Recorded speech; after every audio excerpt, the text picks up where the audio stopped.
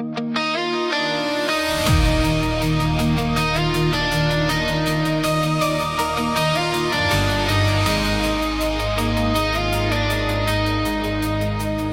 voel ek die wêreld skuur, soos grove sand teen my vel.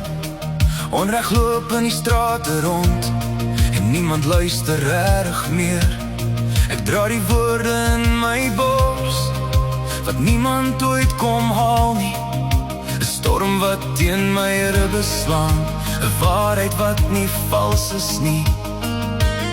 En ek vra, hoe hou 'n mens aan asemhaal, as die lug so swaar word van alles wat ons nie kan keer nie.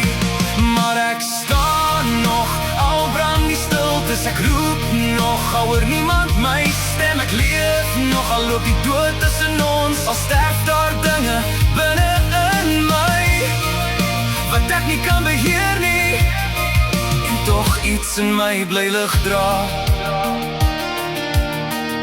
Ek sien die klein sterftes in ons oë, die moegheid wat ons wegsteek, ons harte vol van ongesegde dinge, die wonde wat ons nooit bespreek.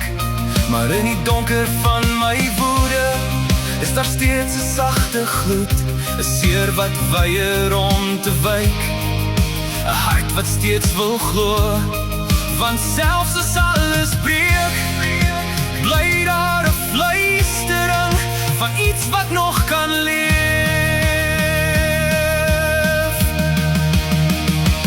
Maar ek staan nog, al brand die stiltes, ek roep nog, al hoor niemand my stem. Ek leef nog, al loop die dood tussen ons, al sterf daar dinge binne in my, wat ek nie kan beheer nie, en tog iets in my bly lig dra.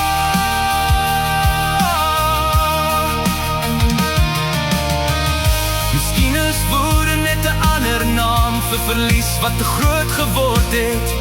Miskien is pyn net die plek waar hoop weer kan asemhaal. En ek staan nog, al brand die stiltes, ek roep nog, al hoor niemand my stem. Ek leef nog, al loop die dood tussen ons, maar iets in my